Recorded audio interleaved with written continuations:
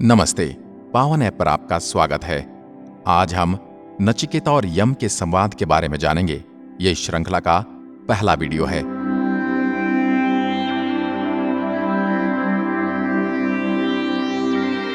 मृत्यु। दोस्तों, ये शब्द सुनकर हर किसी के मन में विचारों की बाढ़ सी आ जाती है, क्योंकि हर कोई ये बात तो जानता है कि एक दिन हमारी ये जीवन लीला समाप्त हो जाएगी और हमारी मृत्यु हो जाएगी। न जाने कब, लेकिन एक दिन जरूर। दोस्तों, हमारे इतिहास में कई ऐसे महान लोग भी हुए हैं जिन्होंने मृत्यु पर विजय प्राप्त की। पूर्णतया तो नहीं, लेकिन विजय तो प्राप्त फिर भी की। यदि हम बात करें महाभारत काल की, तो ये बात तो हम सभी जानते कि महाभारत के सबसे बड़े योद्धा गंगा पुत्र भीष्म को इच्छा मृत्यु का वरदान प्राप्त था। जब श्री कृष्ण ने अर्जुन को गीता ज्ञान दिया, तब उन्होंने अर्जुन को जीवन मृत्यु के काल चक्र के बारे में समझाया था। श्री कृष्ण ने अर्जुन से कहा, पार्थ, मृत्यु का भय त्याग दो, क्योंकि आत्मा की मृत्यु तो कभी होती ही नहीं। मृत्यु तो केवल शरीर की होती है। पितामह भीष्म को इच्छा मृत्यु का वरदान प्राप्त है, किंतु हे पार्थ, मृत्यु तो फिर भी अटल है। दोस्तों, मृत्यु का भय हर किसी को भयभीत कर देता है, और मृत्यु का देव कहा जाता है यमराज को। जब मनुष्य की मृत्यु का समय आता है, तब यमराज हमारी आत्मा को लेने आते हैं। इसलिए यमराज का आगमन का विचार ही मन को भयभीत कर देता है। किंतु क्या कभी आपने ये सोचा है कि कोई व्यक्ति स्वेच्छा से यमराज के पास भी जा सकता है? जी हां दोस्तों, आज हम एक ऐसे ही विषय पर चर्चा करने वाले हैं जो बालक स्वयं यमराज के पास जाता है। सिर्फ इतना ही नहीं, वह बालक यम से ज्ञान भी प्राप्त करता है। यमराज से ज्ञान को कोई कैसे प्राप्त कर सकता है? सुनने में बड़ा विचित्र तो लगता है, लेकिन सत्य है। आज की इस वीडियो में हम बात करेंगे बालक नचिकेता की, जिसने स्वयं मृत्यु के देव यमराज से ज्ञान अर्जित किया। जब नचिकेता का सामना यमराज से हुआ, तब भयभीत होने के बजाय नचिकेता ने यमराज से प्रश्न किए, और यमराज ने बालक नचिकेता के प्रश्नों का उत्तर दिया तथा उसे ज्ञान भी दिया। अब बात आती कि आखिर ये बालक है कौन और क्या कथा इस बालक और यम की?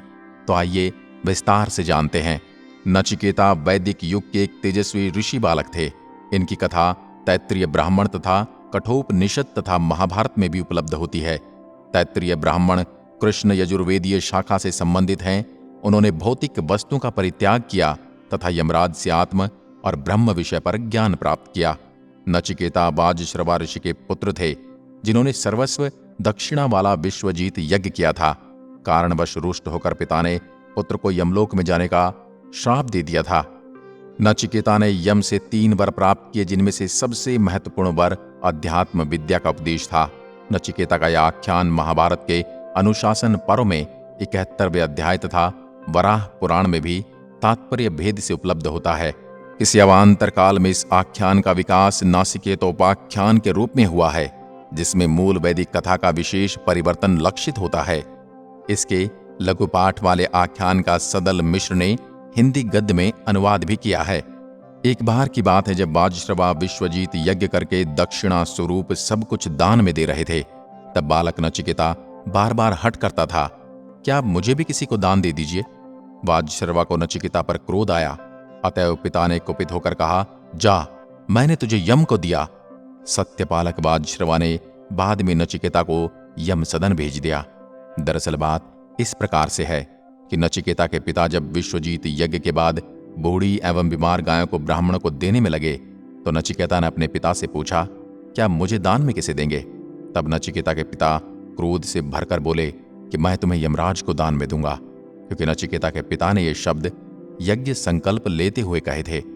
इसलिए नचिकेता ने पिताश्री के संकल्प का सम्मान रखते हुए यमलोक की ओर प्रस्थान करना ही अपना कर्तव्य समझा। जब नचिकेता यमलोक पहुंचे, तो यमराज वहां पर उपस्थित नहीं थे। इस कारण नचिकेता ने 3 दिन एवं 3 रातों तक यमराज के महल के बाहर प्रतीक्षा की। 3 दिन बाद जब यमराज आए, तो उन्होंने देखा कि कोई बालक यमराज की प्रतीक्षा कर रहा है, और इस बात से यमराज प्रसन्न भी हुए और उन्हें अपराध बोध भी हुआ। इस धीरज भरी प्रतीक्षा से प्रसन्न होकर नचिकेता से 3 वरदान मांगने को कहा।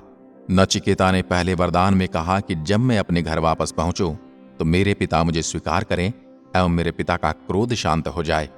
दूसरे वरदान में नचिकेता ने जानना चाहा, क्या देवी देवता स्वर्ग में अजर एवं अमर रहते हैं और निर्भय होकर विचरण करते हैं।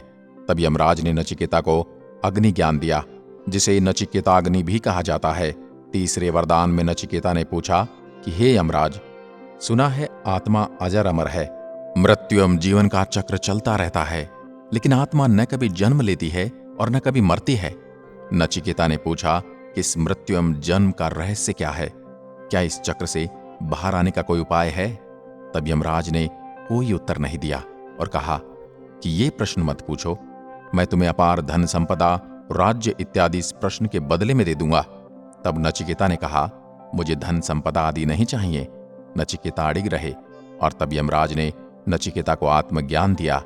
नचिकेता द्वारा प्राप्त किया गया आत्मज्ञान आज भी प्रासंगिक और विश्व प्रसिद्ध है। सत्य हमेशा प्रासंगिक ही होता है। यम के पास नचिकेता ने ब्रह्म विद्या सीखी।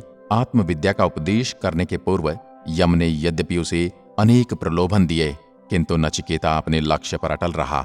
अंत में यम ने सर्व दुख से मुक्त करने वाले परमात्मा विषय में उसके समस्त संदेह दूर कर उसे गूढ़ ज्ञानोपदेश दिया एवं अनेक रत्नमालाएं प्रदान की। इस कथा को प्रतीक रूप में नए कवियों ने भी स्पर्श किया है। नचिकेता ने यमराज से कुछ प्रश्न भी पूछे, जिनका उत्तर यमराज ने दिया। नचिकेता ने यम से आत्मा के बारे में पूछा, ब्रह्म के बारे में पूछा, आत्मा के स्वरूप का अर्थ जानने के वो दिग्न थे। मृत्यु के बाद आत्मा का क्या होता है, आत्मा कहाँ जाती है, कुछ इस प्रकार से नचिकेता ने यम से प्रश्न किए। दोस्तों, आज की वीडियो में बस इतना ही। इस वीडियो के अगले भाग में हम विस्तार पूर्वक जानेंगे कि नचिकेता ने यमराज से क्या क्या प्रश्न किए और यम ने किस प्रकार उनके उत्तर दिए। तो मिलते हैं आपसे अगली वीडियो में।